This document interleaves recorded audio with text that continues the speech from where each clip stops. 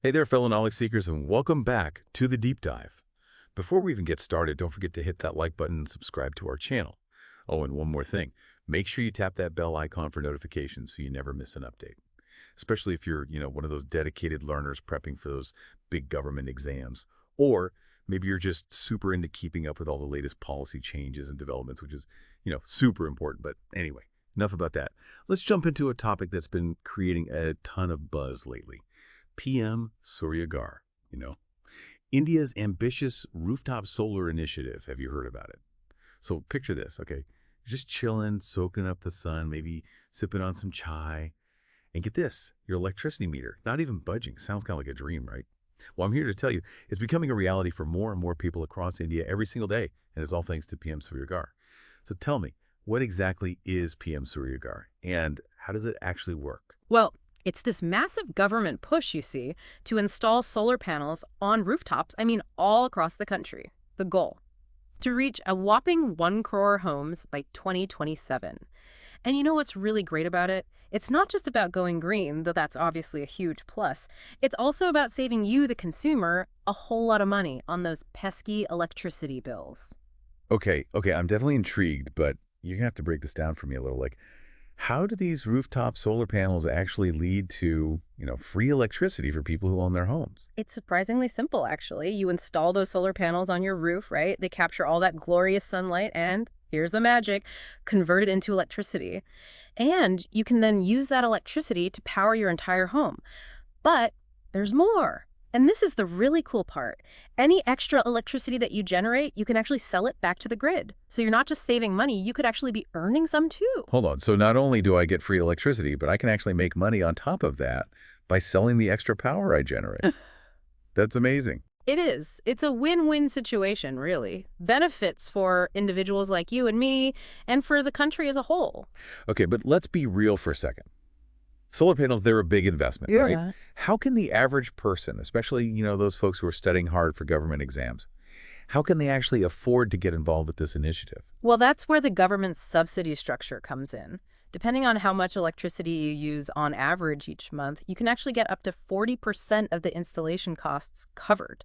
So the government's really trying to make this accessible for everyone, no matter their, financial situation.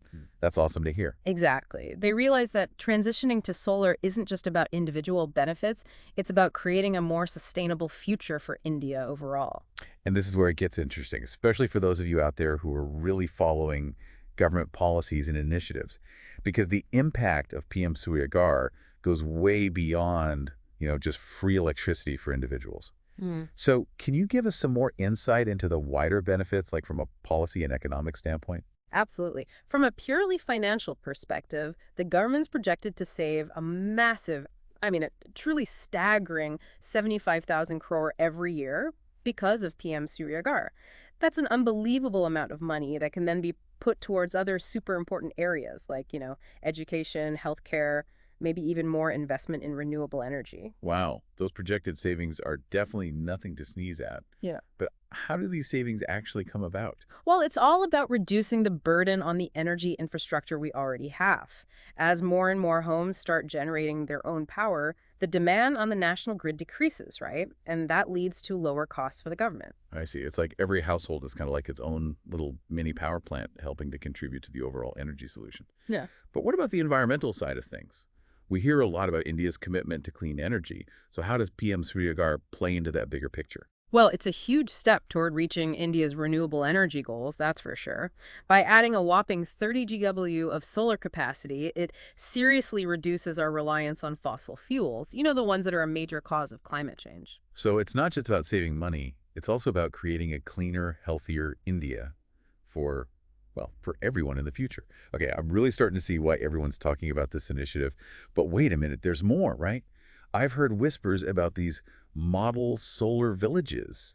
Can you tell us a little bit more about that? Yeah, that's right. It's a super cool aspect of PM Surya Ghar, all about giving power, literally, to rural communities. The idea is to pick one village in every single district and turn it into like a solar energy hub. Model solar villages, huh? Yeah. That's a pretty intriguing idea. So how does a village become a solar hub? It's kind of like a competition.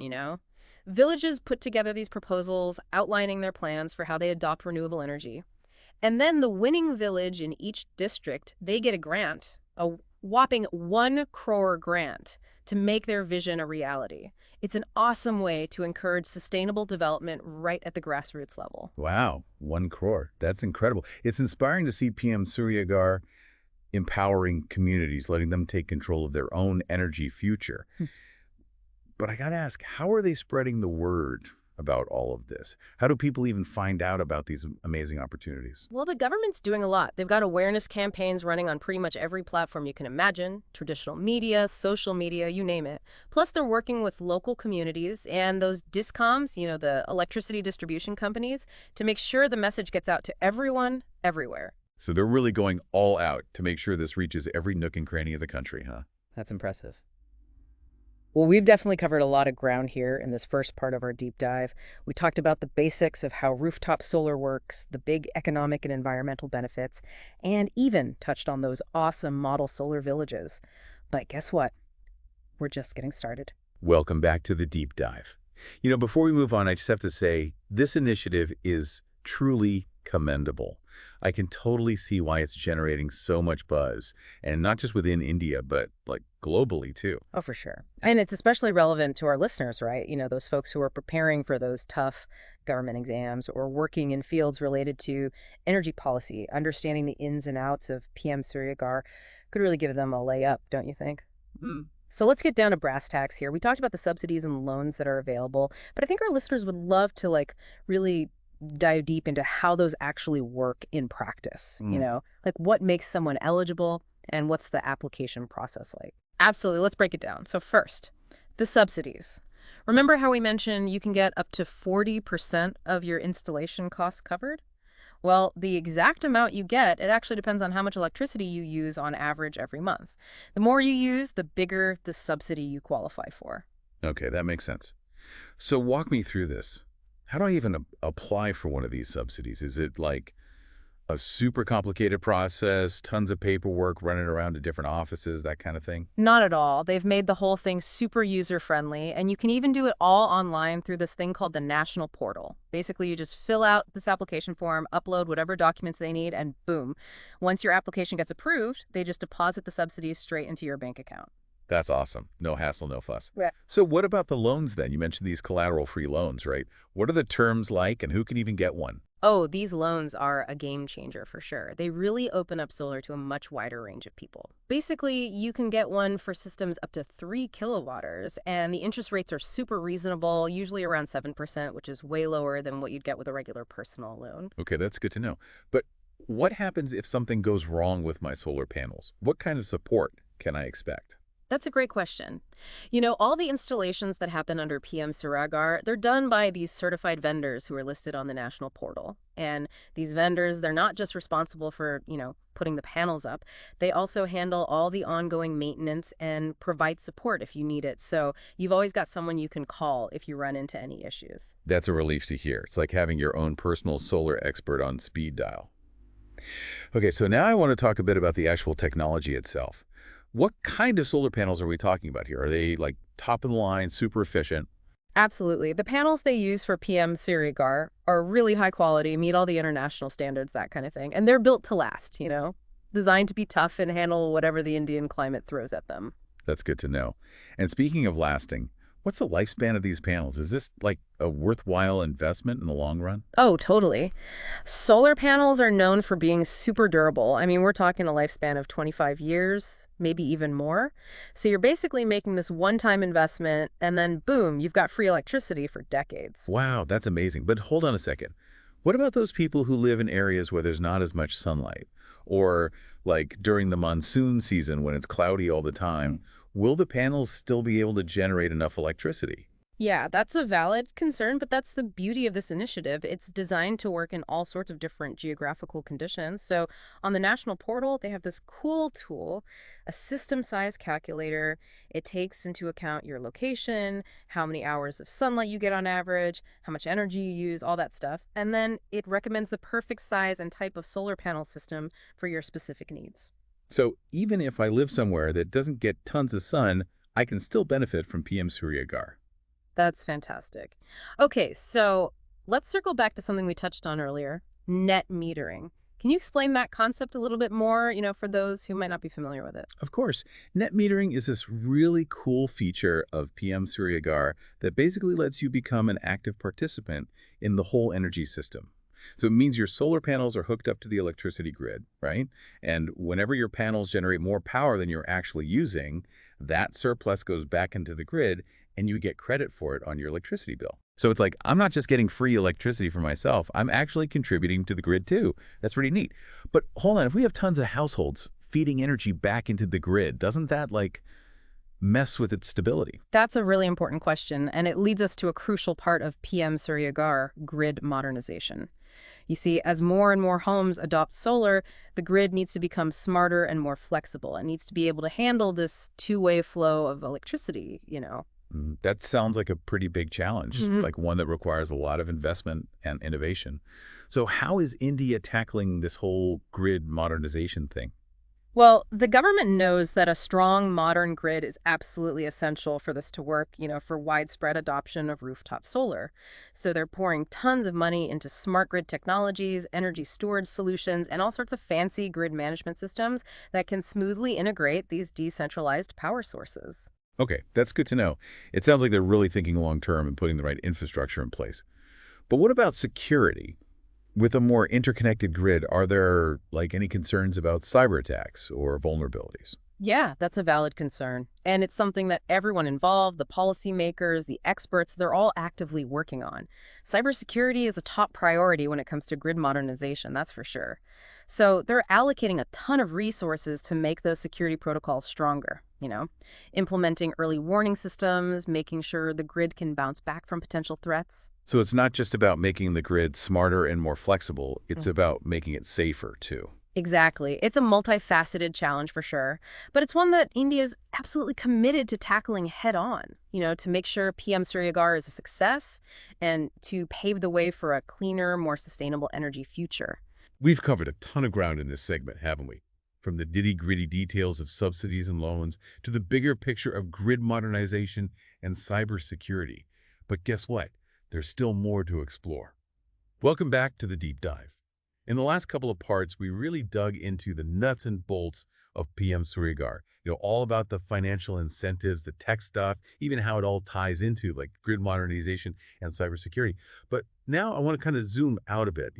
Look at the bigger picture, the long game. So what do you think? What are the long-term implications of this whole ambitious initiative? What's the future look like for PM Surya Ghar? And what does it all mean for India's energy landscape, way down the line? Well, that's where things get really interesting. I mean, PM Surya Ghar isn't just about sticking solar panels on rooftops, right? It's about fundamentally changing the way we think about energy as a whole. It's about giving people the power, literally, to become energy producers, not just consumers anymore. It's about decentralizing everything, moving away from those big power plants and creating this super resilient and sustainable energy system. It's like a whole energy revolution. Yeah. We're talking about a massive shift from these huge centralized power plants to this distributed network of rooftop solar generators. Yeah. Pretty mind-blowing, right? But I'm curious, what does this actually look like in real life? How will this transformation affect us, in our day-to-day lives? Imagine a future where every single rooftop in India is basically a mini power plant, all feeding into this clean, green grid. Imagine communities that are totally energy independent, just relying on the sun to power their homes, businesses, everything. That's the kind of potential we're talking about with PM Surya Ghar. It's an incredible vision, for sure. But, I got to be real. With any big change like this, there are going to be some bumps in the road, right? So what are some of the challenges that PM Surya Ghar might face moving forward? Well, one of the biggest ones is making sure all these installations are high quality and reliable. With so many of them popping up all over the place, keeping those standards consistent, that's going to be key. And of course, like we talked about before, grid modernization is going to be an ongoing thing. We got to keep investing, keep innovating to make sure the grid can handle all this decentralized solar power coming in. So it's not just about slapping those panels up there. It's about building this whole robust, flexible system that can handle this new way of doing things. Exactly. Okay. But beyond the technical stuff, are there any social or economic implications we should be thinking about? Oh, absolutely. I mean, as PM Surya Ghar keeps growing, it's going to have these ripple effects across so many different sectors. We're going Mhm. to see whole new industries popping up focused on solar tech, installation, maintenance, you name it. And that means tons of new jobs, which is great for the economy and gives people these awesome opportunities to learn new skills. So it's not just about clean energy, it's about economic growth and jobs too. That's a pretty powerful combo. But what about those companies that are already providing energy? The big power plants, the distribution companies, are they going to be like resistant to this whole shift towards decentralized solar? It's definitely a possibility. I mean, as more people adopt rooftop solar, there could be some pushback from those traditional players. But, I actually think this is a chance for everyone to work together. Those traditional energy providers, they can adapt, evolve, use their expertise to manage the grid and integrate all this new solar power coming in. It's about finding that balance, creating this hybrid system that works for everyone. That's a really optimistic way to look at it. It's not about replacing one with the other. It's about creating this diverse, resilient energy mix that can handle whatever comes its way. Yeah.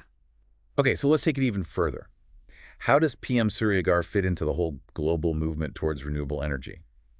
Is India leading the charge here, or are there things we can learn from other countries? I think it's safe to say that India is becoming a real leader in renewable energy. And PM Suryagar is a perfect example of that commitment to a sustainable future. And you know what? The whole world is watching. I mean, a lot of other countries are grappling with the same challenges, trying to figure out how to transition to clean energy. So India's experience with PM Suryagar could be super valuable, providing insights and best practices that other countries can use to implement their own large-scale solar programs. It's not just about India's future then, it's about being part of a global solution for a healthier planet. Absolutely. Well, as we wrap up our deep dive into PM Suryagar, I want to leave our listeners with something to think about, a question to ponder. We've seen how this initiative has the potential to completely transform India's energy landscape, create economic opportunities, and help build a cleaner environment. But, beyond the big picture, what does PM Suryagar mean for you, the individual listener? How can you harness the power of the sun and be a part of this energy revolution? It really comes down to this. Explore the possibilities. Go check out the national portal, do some research, see how PM Suigar can work for you, whether you own a home, you're a student, you're super into policy, or just someone who cares about the planet. There's a way for you to get involved in this journey towards a brighter, more sustainable future. It's about taking action, making informed choices, and being a part of something much bigger than ourselves. Thanks for joining us on this electrifying journey. And remember, knowledge is power, especially when it's solar-powered. Until next time, keep those minds curious and those learning lights on.